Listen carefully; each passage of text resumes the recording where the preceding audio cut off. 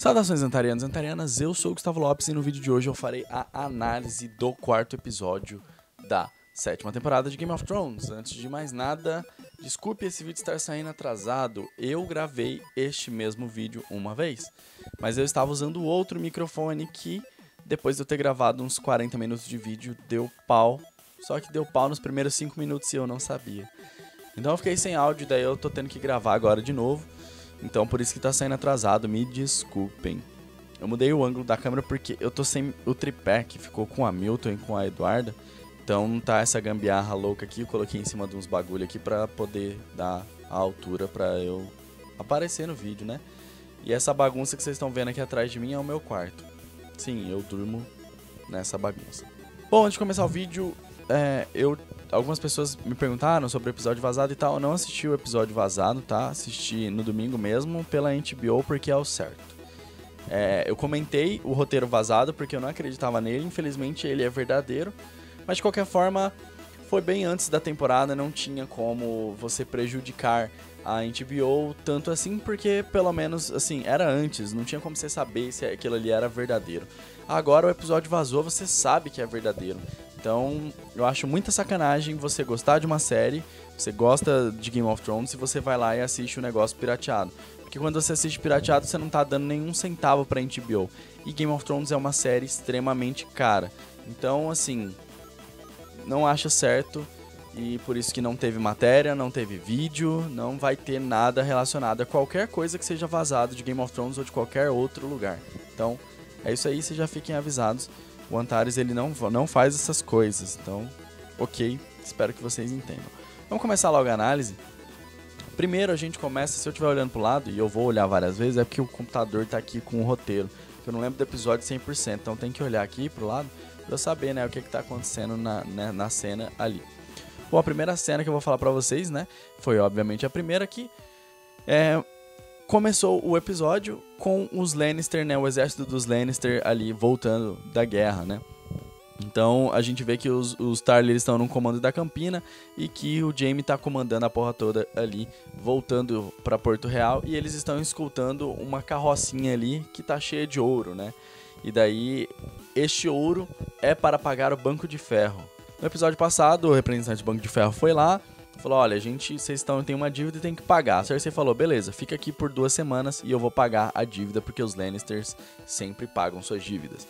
E daí eles estão lá com todo aquele ouro, que me deixa a dúvida. Quanto ouro os Lannisters ainda têm? As minas secaram, não tem mais como tirar ouro das minas. Quanto ouro eles ainda têm guardado lá dentro de Casterly Rock? No caso tinha, né, porque eles já removeram todo o ouro de lá e estão levando para o Banco de Ferro. Será que eles ainda têm reservas? Uma ótima pergunta pra gente fazer.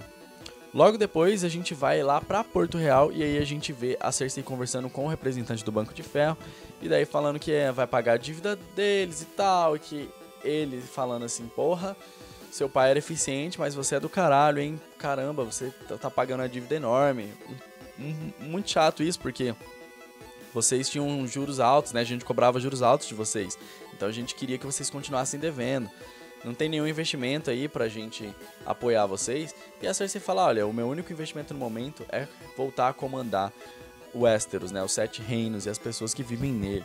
Então, ela revela também, depois disso, que o Qyburn, ele tá ali se envolvendo com a Companhia Dourada. A Companhia Dourada, nos livros, ela é comandada pelo Aegon, supostamente filho do Rhaegar. Acho que a série não vai utilizar o Aegon. Por quê?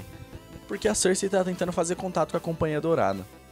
Se o Aegon estivesse lá, acho que seria burrice dela trazer um pretendente direto ao trono pra tá ali lutando por ela. Afinal de contas, ele é um Targaryen, filho do príncipe Rhaegar. Então, ele poderia muito bem questionar a legitimidade dela no trono e tomar o trono dela.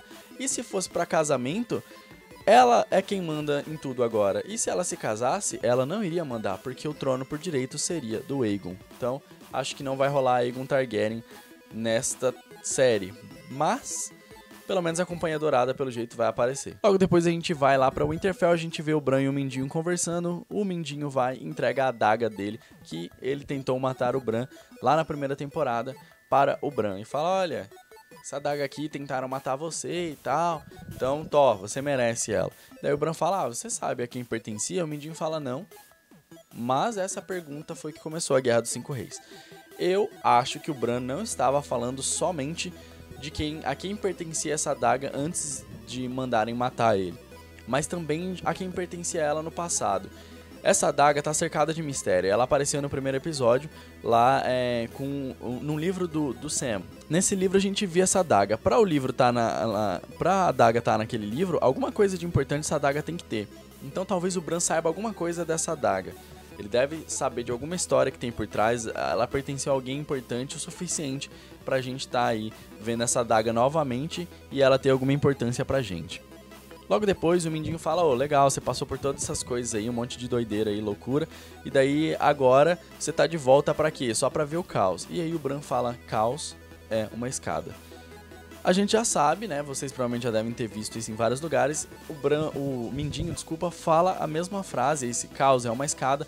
Lá na terceira temporada, no episódio 6, ele tá conversando com o Varys e ele acabou de desmantelar o plano do Varys. O Varys queria casar a Sansa com o Loras, mas aí o Mindinho foi e tirou isso aí dele e armou o casamento do Loras com a Cersei e da Sansa com o Tyrion. Então, ele tinha acabado de ferrar os planos do Varys.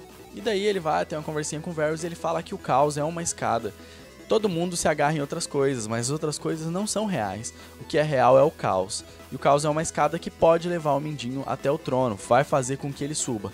Quanto mais caos, melhor, porque no caos você, em medidas de desespero, pega um cara lá de qualquer um Zé Ninguém e coloca ele no poder, que foi o que aconteceu com o Varys. Ele era ninguém, ele era um qualquer, e daí o Varys, no meio do caos, catou ele e colocou ele lá pra perto dele, e assim o Varys ascendeu ao poder. Mesma coisa com o Mindinho, o caos foi rolando e ele foi conseguindo ascender até o poder.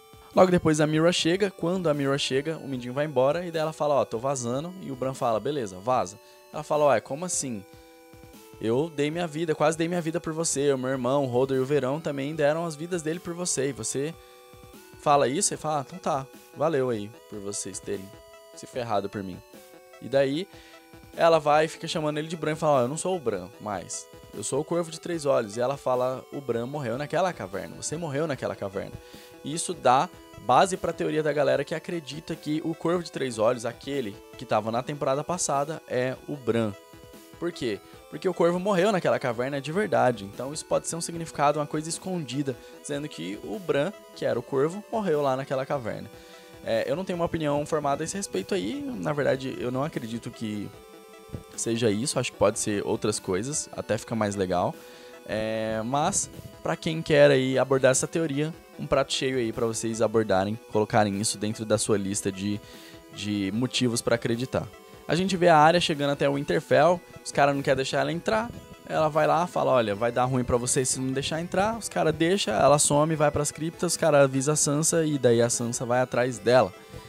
Elas se encontram ali em frente à cripta do Ned Stark, né, o papai delas. E daí a Arya ainda fala, poxa, ele não parece com o pai. Alguém que conhecesse as feições do pai deveria ter mandado fazer isso daqui. E a Sansa fala que tá todo mundo morto, e realmente está todo mundo morto. E daí depois de algumas conversinhas lá, elas conversam bastante, falam, aconteceu várias coisas comigo, aconteceu várias coisas comigo também, e várias outras coisas aí. Elas chegam à conclusão de que elas são irmãs de novo e se abraçam, basicamente é isso.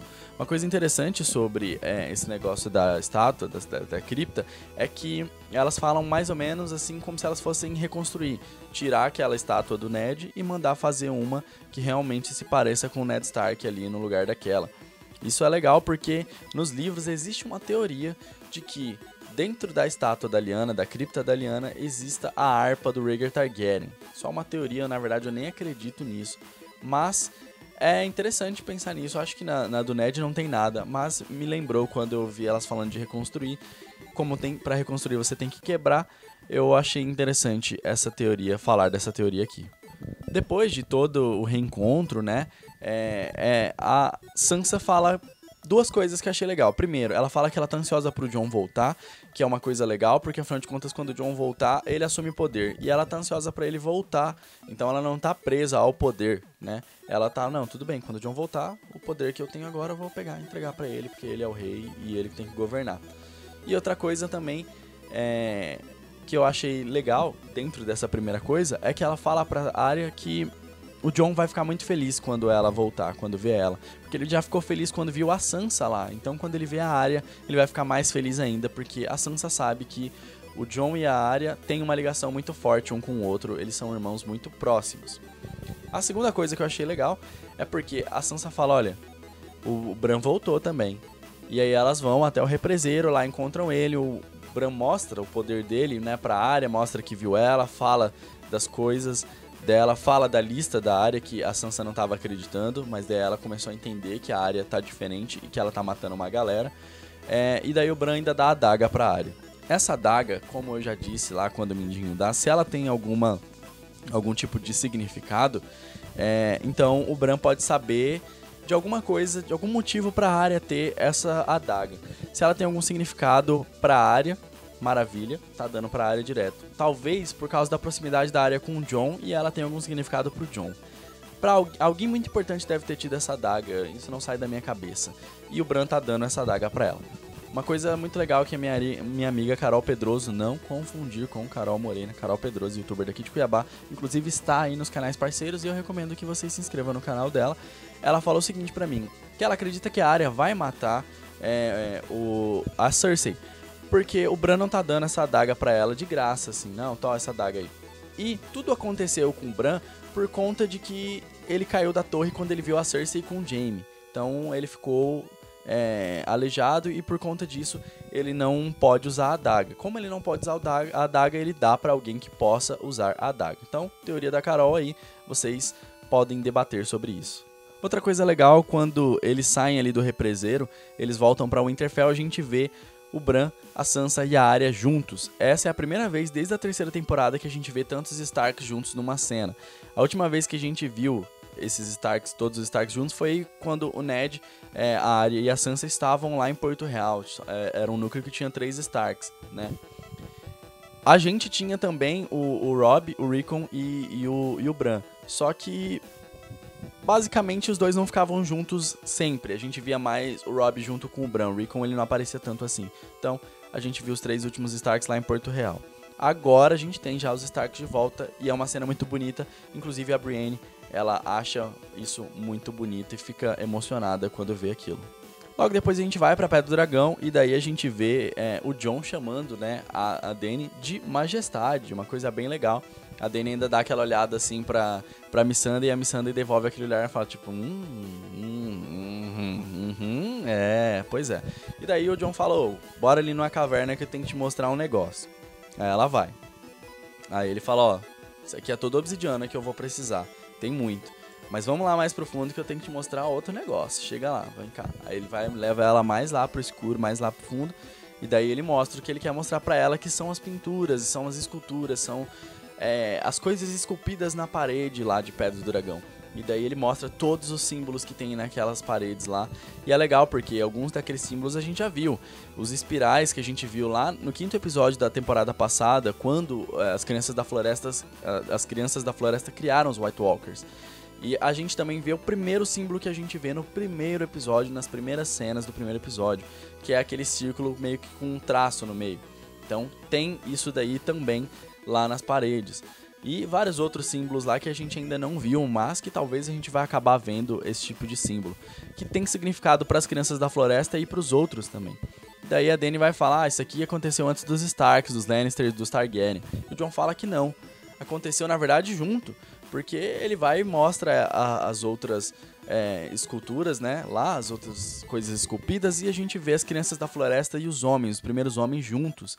Então eles estavam ali, naquele lugar. Eles lutaram juntos, mesmo com todas as diferenças. Eles eram inimigos antes, os primeiros homens e os filhos da floresta. Mas tinham um inimigo em comum. Se uniram para tentar combater esse inimigo em comum. E daí o Jon vai e fala justamente isso pra ela. E ainda mostra lá os outros, né? Fala, olha, esse inimigo é real, a gente tem que lutar contra ele. E a Dany fala, beleza, eu luto com você, eu luto ao seu lado, só se você dobrar o joelho. O Jon fala que não, fala, ó, não tem como, os nortenhos já passaram por muita coisa, não posso dobrar o joelho, tem que ser um nortenho governando eles. Depois eles saem lá da caverna e encontram um Tyrion, que fala, olha, tomamos o Rochedo Casterly, mas deu ruim pra gente. perdemos aí Jardim de Cima, e a gente também acabou perdendo aí os nossos navios que estavam lá com os Imaculados. Deu bem ruim. A Dany fica muito puta, ela quer levar fogo e sangue lá pra Porto Real, Tyrion não quer deixar, mas ela não tá nem aí. Só que ela pergunta pro Jon, que basicamente diz a mesma coisa que o Tyrion, mas ela acaba escutando o Jon. Fica implícito que o Jon deu a estratégia de batalha pra Dany.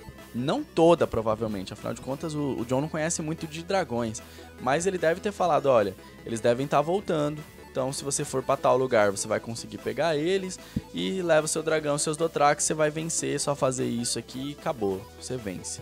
Então, isso é legal, a Dany ouvindo o Jon. Logo depois, a gente volta pra Winterfell, a gente vê a Arya ali, quer treinar com a Brienne. A Brienne meio que não leva muito a sério, mas fala, beleza, bora treinar.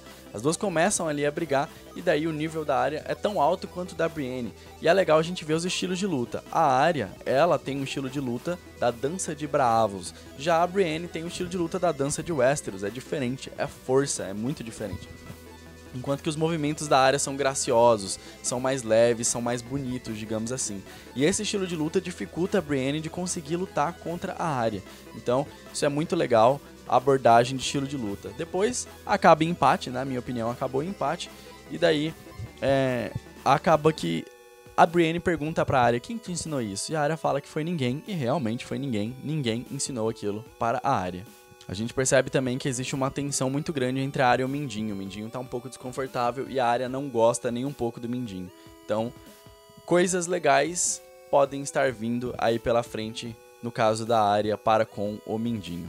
Voltamos para a Pedra do Dragão e daí tá o Jon conversando com o Davos. O Davos tá falando, olha, acho que você gosta da Dany. Ele fala, ó, eu não tenho tempo pra pensar nisso, eu tenho que pensar na guerra e é nóis. E daí eles encontram a Missandei, tem uma conversa lá, falando do porquê que ela serve a Dany, só acho que pra aumentar um pouco o respeito do Jon pela Dany, e depois eles veem o navio Greyjoy e o Jon vai ao encontro do Theon. Quando ele vê o Theon, ele só não mata o Theon porque o Theon ajudou a Sansa, e ele fala isso, olha, você só não morre aqui agora porque você ajudou a minha irmã, senão você ia morrer.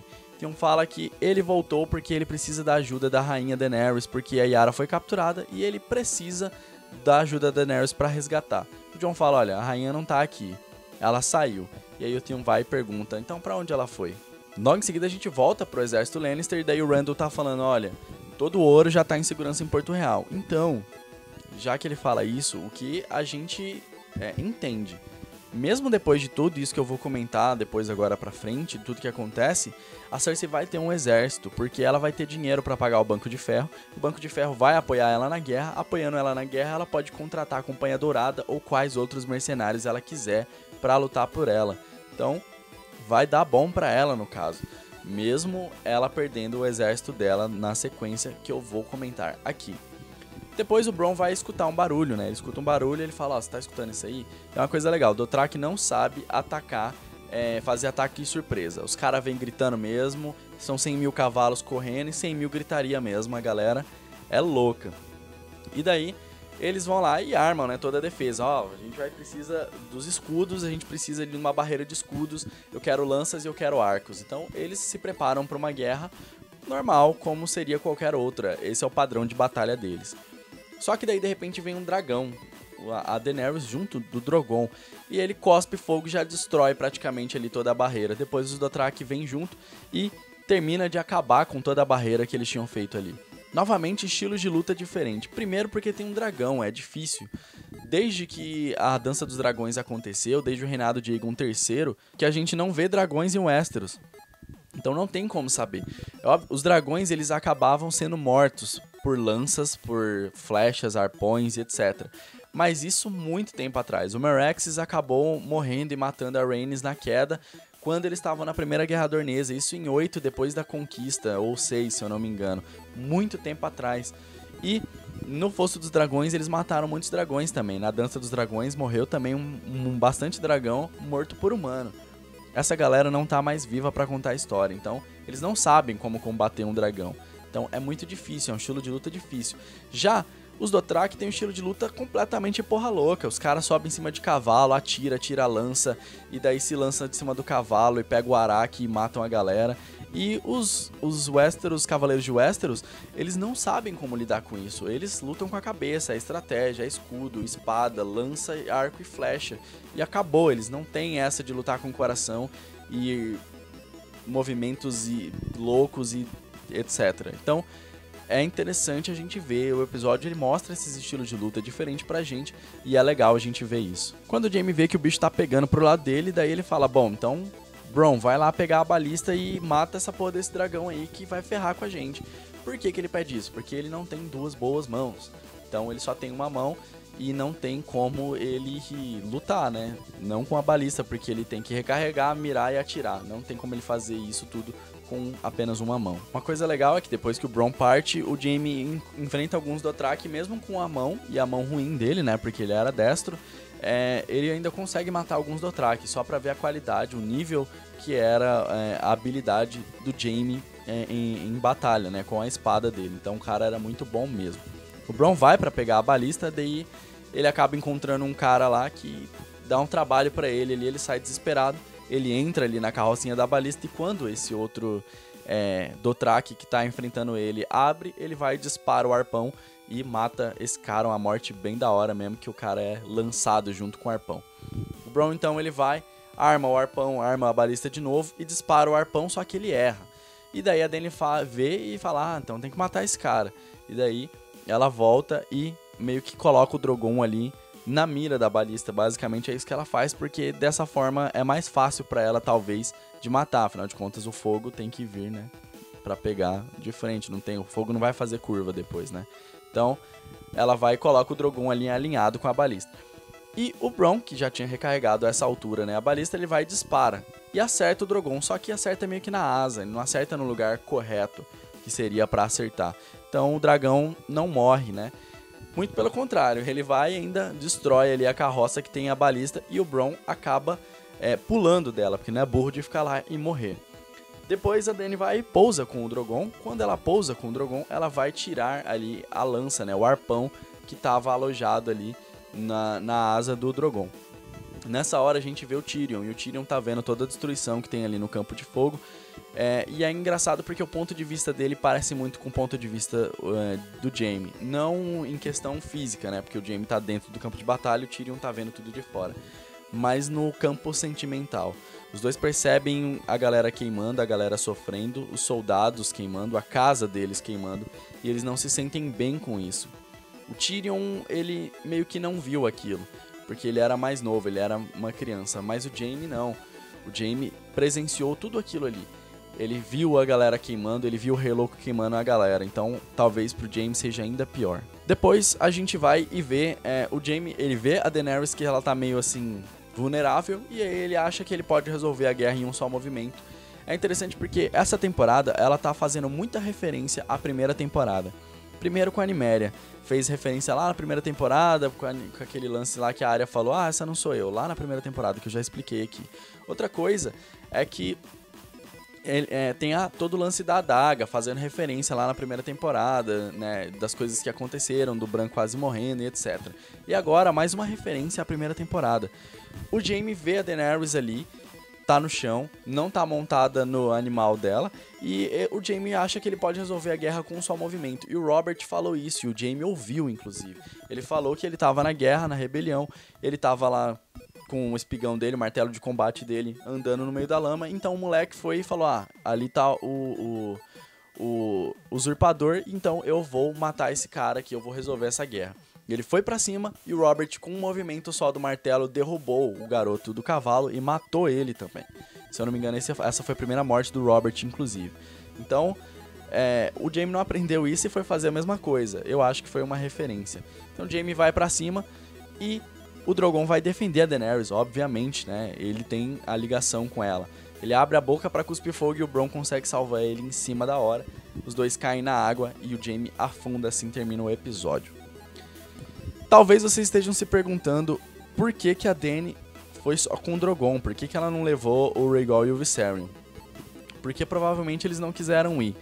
Parece piada, mas não é não. Realmente, talvez eles não quiseram ir, talvez o único que ela comanda é o Drogon. É bom ficar claro. Dessa forma, o Jon, que é o outro Targaryen vivo que a gente tem conhecimento, não consegue montar o Drogon. Se ele montar o Drogon mata ele, porque ele tem uma ligação com a Daenerys. Se a Daenerys montar o Viserion Rhaegal, ou o Drogon vai matar ela, ou um dos dois vai matar ela, porque ela já tem uma ligação com o Drogon. Ela não pode montar nenhum dos outros dois. Só vai poder fazer isso depois que o Drogon morrer. E o Drogon só vai poder aceitar outro montador depois que a Dany morrer. Então, por isso ela não levou os 3.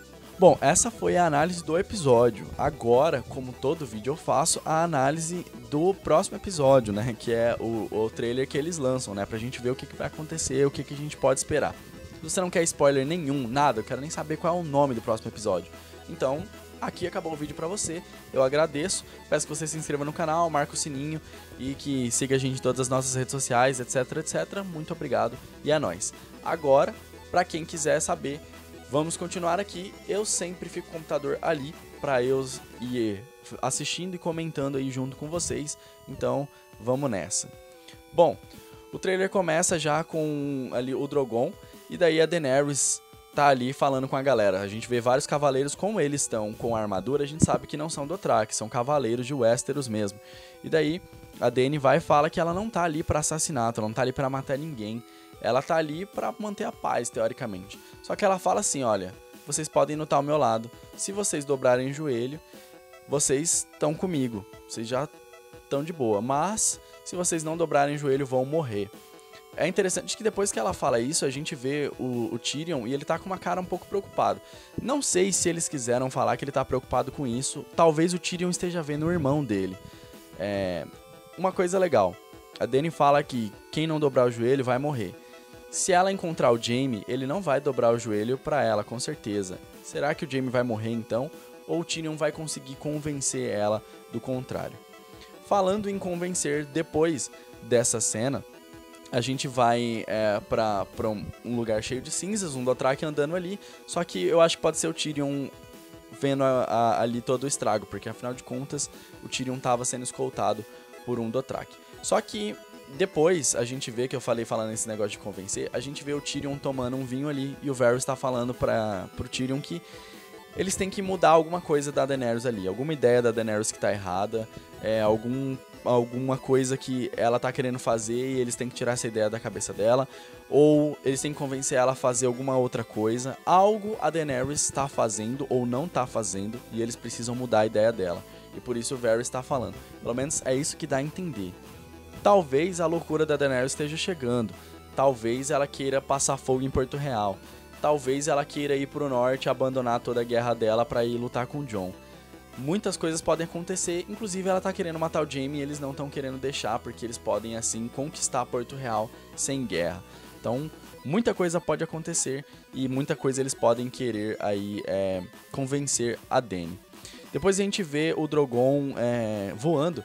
E é legal, porque depois que a gente vê o Drogon voando, a gente vê o Jon também. E o Jon, ele tá meio que tranquilo, assim. Ele vê o Drogon e o Drogon é enorme. São 63 metros que o Drogon tem, ou 76. Agora eu sempre me confundo. Mas ele é enorme e o Jon tá meio de boa. Pelo jeito ele já se acostumou. E o Drogon pousa meio que querendo dar uma intimidada no Jon. E o Jon, tipo, não abaixa igual da primeira vez. Ele mantém ali a postura dele. Meio que eu sei que ele não vai fazer mal pra mim. Então o Jon, talvez ele já esteja acostumado com os dragões, isso é muito legal, porque ele é um Targaryen. E talvez ele já tenha até alguma afinidade com os dragões, uma confiança nos dragões, sabendo que os dragões já conhecem ele e não vão matar ele. Então isso é bem legal, é uma ligação que tem um significado bem grande dentro da série. Logo depois a gente vê a Cersei, e aí a Cersei tá conversando com o Qyburn falando bem assim que todos os inimigos que ela encontrar, ela vai derrotar. Existem dois momentos em que isso pode estar acontecendo. A Cersei, ela pode estar falando isso antes de saber da derrota dela, né? Que foi ali a Batalha do Campo de Fogo. E daí ela tá falando isso meio que toda... Como falar, não, a gente ganhou essa guerra e a gente vai derrotar todo mundo. É assim que vai rolar as coisas aqui. E existe também a possibilidade dela já saber que isso aconteceu, mas não perder a confiança. Porque ela sabe que ela pagou o Banco de Ferro e que ela sabe que ela tem a Companhia Dourada para lutar por ela. Então ela tá confiante porque ela já tem um plano, ela já previa alguma coisa do tipo e armou ali um contra-ataque para cima da Daenerys, por isso ela tá confiante. Depois a gente vê o Winterfell e quando a gente vê o Winterfell a gente vê vários corvos voando. Então esses corvos eles podem estar sendo enviados para algum canto, avisar a galera de alguma coisa, ou pode ser o Bran mesmo comandando esses corvos pra ver lá o exército do Rei da Noite, que é isso que o Jon tá falando, inclusive. Ele tá falando que o Bran, que é o irmão dele, viu o exército do Rei da Noite. É legal que o Jon, ele tá ali na mesa pintada e ele tá mostrando alguma coisa na mesa pintada. Então ele tá mostrando a posição de Atalaia Leste do Mar, porque Atalaia Leste fica na parte mais ao leste, obviamente, da muralha. Então o Jon pode estar mostrando aonde o exército do Rei da Noite está sendo localizado, que é essa visão que o Bran teve. E ele deve estar tentando convencer a Dany de seguir ele para aquele lugar lá. Ou, se ela não seguir ele, pelo menos ela deixar ele ir embora, ele voltar para Atalaia Leste, pegar o navio dele e ir direto para lá, para ele conseguir vencer no Rei da Noite. Uma coisa legal, como o Jon ficou sabendo disso? Existem duas possibilidades. A primeira, enviaram um corvo para ele normal. Pegaram a mensagenzinha, colocaram no corvo e mandaram. A outra possibilidade, o Bran pode ter largado em um corvo e ido até lá para falar com o Jon nesse corvo, que é uma coisa que seria muito interessante se a gente visse acontecer. Esse corvo chega lá e entrega diretamente pro Jon, por exemplo, a mensagem, porque é o Bran que tá largando no corvo. Ou pode ter mandado por um sonho. Eu não sei até onde se estende o poder do Bran dentro da série, né? Então talvez ele possa até conseguir enviar mensagens pro Jon através de sonhos ou de outras formas. Mas é legal a gente pensar em como o Jon recebeu essa mensagem. Depois a gente vê o Bran largando aí os corvos, né? E todo o exército do Rei da Noite ali, enorme, aguardando pra aparentemente avançar e atravessar a muralha. Então essa foi a análise do trailer também. Quero que vocês deixem a opinião de vocês aí nos comentários, o que vocês acham aí de tudo isso que eu falei, não só da análise do trailer, mas também da análise do episódio. Peço que vocês se inscrevam no canal, marquem o sininho, acompanhem a gente em todas as nossas redes sociais. Muito obrigado se você assistiu esse vídeo até aqui e até a próxima.